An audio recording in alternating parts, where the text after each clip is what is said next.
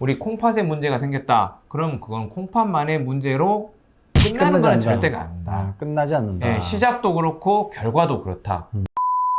안녕하십니까. 아프지 마쇼의 닥터준 김준영입니다. 안녕하십니까. 아프지 마쇼의 닥터준스 조조입니다. 네, 저희가 계속 이야기를 하는 여러 가지 이야기들 중에 좀 자율신경 네. 있고요. 탈수에 대해서도 네. 굉장히 이야기들을 많이 하고 있는데 오늘은 탈수 부분을 조금 더 강조해서 말씀을 드릴 건데요. 좀 어려운 내용일 수도 있습니다. 네. 오늘은 사구체 여과율, 콩팥이 얼마나 망가졌나를 이제 판정해주는 그런 검사법에 대해서 말씀을 드리도록 하겠습니다. 사구체 여과율, 뭐 이렇게 하면 좀 어려울 수 네. 있거든요. 그러면 이제 여과율부터 먼저 네. 확인을 좀 해보죠. 여과, 뭔가 걸러주는 거지 않습니까? 그렇죠. 네, 걸러주는 게 얼마만큼 잘 되나, 그게 네. 여과율이거든요. 네. 그래서 사구체라고 하는 것은 콩팥에 이제 있는 거름망 같은 네. 거예요. 이 한자로 보면 가늘사자거든요. 실처럼 혈관이 막 엄청 많아요. 네. 이렇게 이제 주머니처럼 구로 되어 있거든요. 네.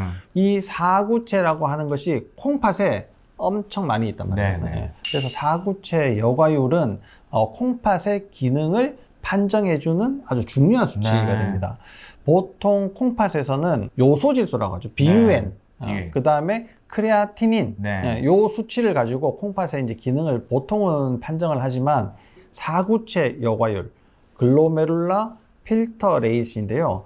GFR이라고 네. 얘기를 합니다. 그래서 GFR로 이제 검사를 하게 되는데 네. 원래 GFR은 24시간 소변으로 측정을 하게 됐어요. 24시간 동안 소변을 다 모으는 거죠. 그래서 1분 동안 사구체에서 걸러지는 혈액량을 이제 측정을 해서 콩팥이 얼마나 망가졌냐, 네. 콩팥이 기능을 잘하냐, 뭐 이런 것들을 이제 보는 건데요.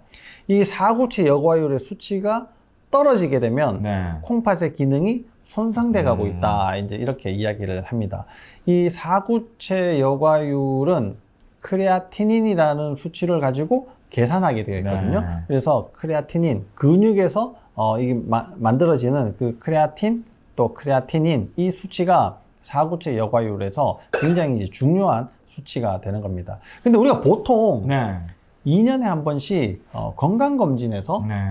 EGFR이라고 검사하거든요. 아까 제가 GFR을 말씀드렸는데 이 GFR은 E라는 것이 그 좀 예측해 본다, 네. 추정한다, 뭐 이런 뜻이거든요. 그래서 추정 사구체 여과율을 사용을 하게 되는 겁니다. 네. 추정한다는 건 왜 그렇게 해야 되냐면 24시간을 모아서 하는 게 아니라 한 번 소변을 보고 거기에서 소변을 조금 덜어내서 계산을 하기 때문에 전체 사구체 여과율을 한번 추정해 본다. 네. 뭐 이런 의미가 있습니다. 그래서 이게 24시간 소변을 보는 것보다는 정확도가 좀 떨어지긴 하지만 네. 그래도 비슷해 가지고 우리가 보통 흔히 이제 사용을 하게 되는 거죠. 혈액 검사를 하는 분들은 다 기본적으로 하고 있는데 네. 우리가 신장내과가 아니란 말이에요. 네. 아닌데도 불구하고 이 하루에 120에서 180리터 혈액을 얼마나 걸러내는지 뇌 검사를 하고 있는 건가요? 일단 우리 몸 자체는 전체가 돌아가는 시스템인데 네. 그 시스템을 따지고 보면 각각이 별개인 것 같지만 네. 실은 그런 것들이 한 덩어리로 움직이거든요. 네. 그러면 뭔가를 만들어내는 데도 있겠지만 뭔가를 흡수하는 데도 있겠지만 뭔가를 버리고 걸러내고 해결하는 하수처리장도 잘 돌아야 된다는 거죠. 네. 그 대표적인 하수처리장이 우리가 신장, 콩팥이 되겠고 콩팥이 문제가 되기 전에 그런 문제가 찾아올까를 예측하는 게 그 환자들에게는 굉장히 중요한 기회를 줄 수 있거든요. 그렇죠. 그런 입장에서는 이 검사 자체가 어려운 것도 아니고 비용이 많이 나가는 것도 아니기 때문에 반드시 체크를 해서 문제의 여지가 있다면 빨리 들어가야 된다고 봅니다. 몸에서 네. 노폐물을 버리는 과정이 네. 세 가지가 있거든요. 하나는 똥, 지금 얘기하고 있는 소변, 네. 그 다음에 땀, 이렇게 있는데 땀은 일단 좀 빼놓고 대변이나 소변으로 대부분 버려낸다 이렇게 네. 생각하시면 되는데 이 문제가 이런 게 있어요. 네. 똥은 안 넣어도 살거든요. 네. 근데 오줌은 안 넣으면 죽어요. 그렇죠. 이게 진짜 신기하네. 핵심입니다. 네. 소변은 시간당 이렇게 몇 나오지 않으면 네. 문제가 아주 심각하게 되는 겁니다. 그래서 소변은 양으로 보면 대변으로 버려내는 노폐물이 훨씬 더 많을지 몰라도 순간순간 처리해주는 이 콩팥의 기능이 매우 중요하거든요. 그래서 노폐물을 얼마나 잘 버려낼 수 있는가를 반드시 측정을 하게 되어 있는 거죠. 이 정상 사구체 여과율은 120 이상이 되어야지 됩니다. 네. 여과율 자체가 120 이상이 되어야지 되고 문제가 심각하다. 이 사람은 만성 신부전, 요즘 신부전이라는 말은 잘 쓰지 않지만 기능이 그만큼 떨어져 있다. 이런 분들은 60 이하로 떨어질 때 경고 등이 이제 켜지게 되는 겁니다. 그런데 이 사이가 120과 60 사이가 90이란 말이에요. 그래서 90을 기준으로 이 사구체 여과율이 좀 감소되고 있습니다. 조심하셔야 됩니다. 소변 검사를 했는데 뭐 단백뇨가 있는지 아니면 혈뇨가 있는지 뭐 이런 것들을 다시 확인해야 됩니다. 여기가 뭐 염증이 있거나 불편한 게 있으면 이 뭐 사구체 신염도 의심해 볼 수 있습니다. 이렇게 이제 경고를 하게 되고 90 이하로 떨어지면 여러 가지 이제 콩팥에 관한 검사들을 좀 해보시는 것이 필요하다. 이렇게 이제 이야기를 하는데 실제 사구체 여과율이 다른 문제가 하나도 없는데도 떨어지시는 분들이 많이 있습니다. 네. 그런 원인이 뭔가요? 그 대표적인 원인은 탈수입니다. 여과를 시키고 뭔가를 깨끗하게 하려면 흘러야 되지 않겠습니까? 흘러야 되죠. 근데 그 양이 적거나 이 정체가 돼 있으면 문제가 되거든요. 네. 그래서 탈수가 있고요. 두 번째는 결국 여과시키는 장치들은 세포에서 할 텐데 특히 혈관세포가 굉장히 중요할 거거든요. 네. 그 혈관세포의 탈수 상황이 되면 세포 기능들이 떨어지면서 혈관 내피세포들이 고장이 나겠죠.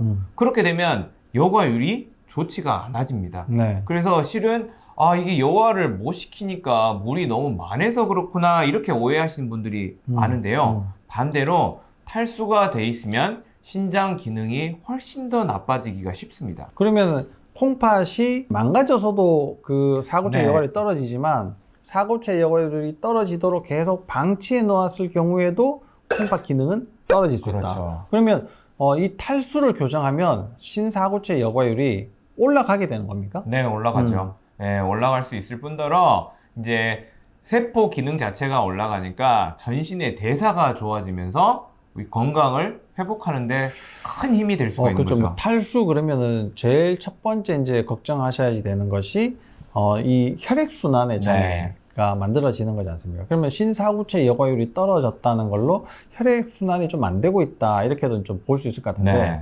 우리가 2년마다 해주는 그 국가 검진에서도 사구체 여과율은 꼭 검사를 하거든요. 그만큼 굉장히 중요하게 생각한다. 이 사구체 여과율을 뭔지 모르니까 보고 그냥 넘어간단 말이에요. 네네. 그리고 거기에서는 60 이상이면 정상이에요. 이렇게 표현을 하게 된단 말이에요. 그래서 뭐 60 몇인 분들도 있고 또 나이가 들면서 점점 줄어들긴 하지만 우리가 이제 계산을 할 때 보정을 하긴 하는데 그래도 90 이하로 떨어져 있는 분들, 특히나 문제가 있다라고 얘기를 할 수 있는 거는 100 이하로 떨어지면 일단 노란불은 네. 켜졌다. 네. 이렇게 이제 생각을 하시면 되는데 그런 분들은 되게 이제 탈수가 있을 가능성이 많고 혈액순환이 안 되고 있을 가능성이 네. 많다. 이런 겁니다. 그러면 탈수가 되는 원인들도 있지 않겠습니까? 네. 그게 두 가지가 있겠죠. 먼저 공급이 안 되는 경우. 두 번째는 너무 많이 배출이 되는 경우. 우리 생활 패턴을 한번 봐보세요.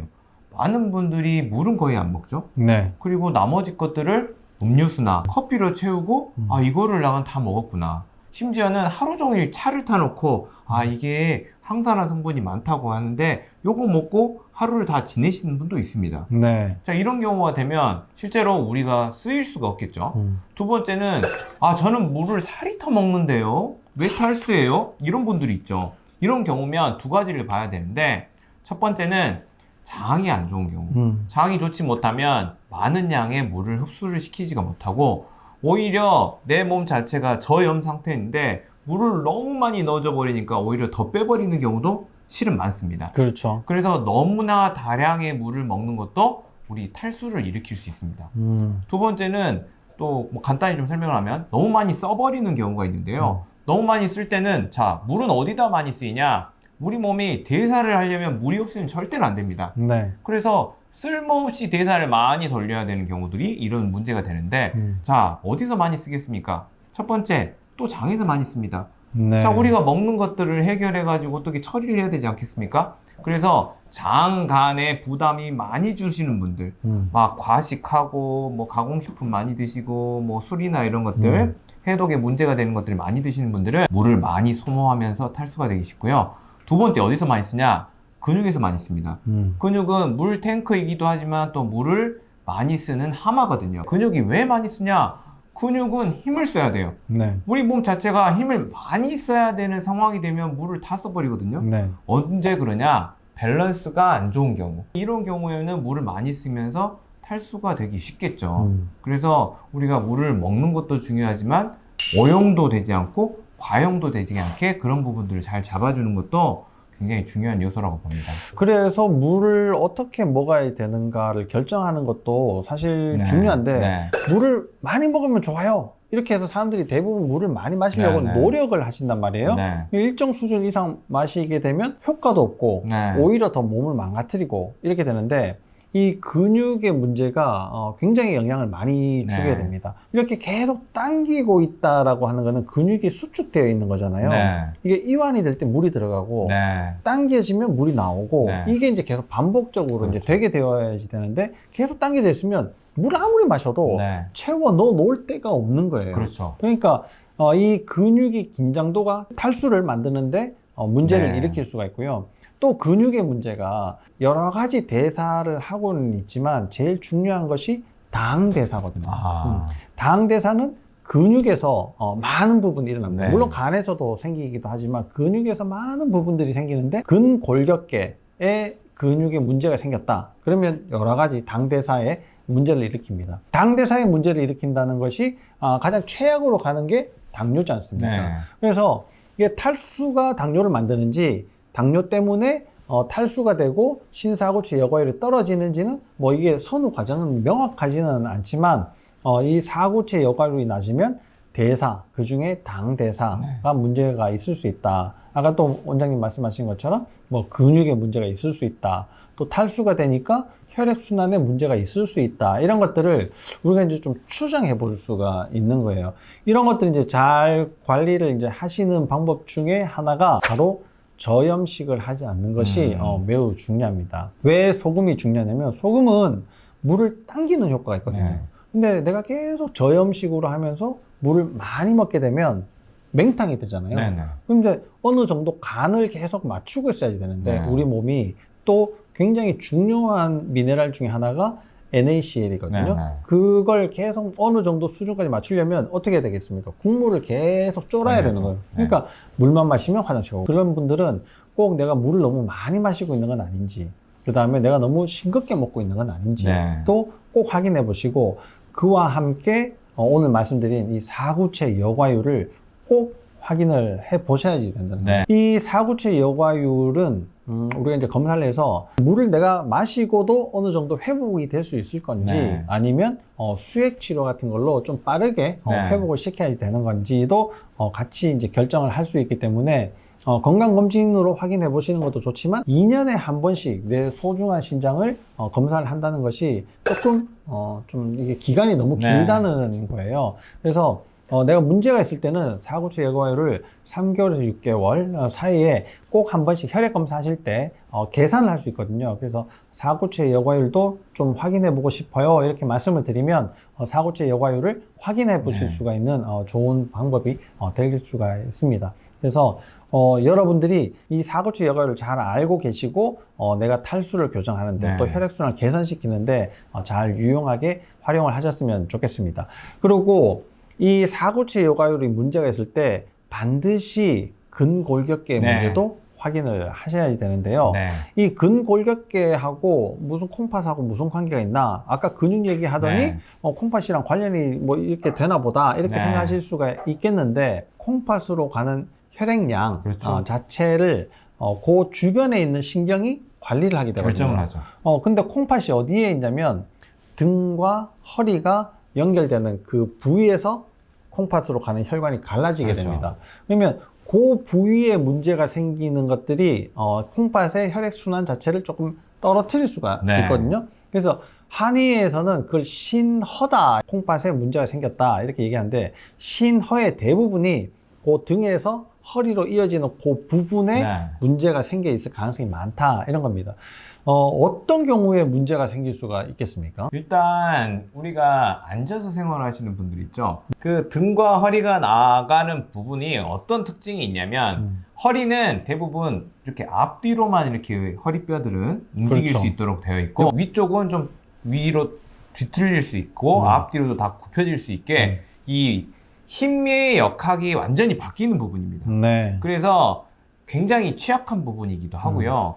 앉아 계시는 분들, 이 힘이 거기에 딱 한 번 걸린다는 거죠. 그래서 오래 앉아 있는데 그 앉아 있는 자세마저 한쪽으로 기울어져 있다. 네, 이렇게? 그렇게 되면 한쪽에 문제가 되는 거고, 또 그렇게 이렇게, 되면 이렇게 막 기대가지고 있다. 그렇죠. 그렇게 되면 거기서 빠져나오는 신경들, 그 구멍들의 문제가 발생을 하면서 그 신경의 기능이 떨어지는데 그 신경의 이름이 자율신경이고 그 자율신경이 콩팥으로 가는 혈액순환을 알아서 지휘를 하고 있는데 자꾸 신경신호가 이상이 발생을 하면 콩팥으로 가는 혈액순환에 이상이 생기고 설령 고장이 났더라도 고치는 신호들도 이 신경을 통해서 전달이 될 텐데 그런 것들이 잘 안 될 가능성이 많죠.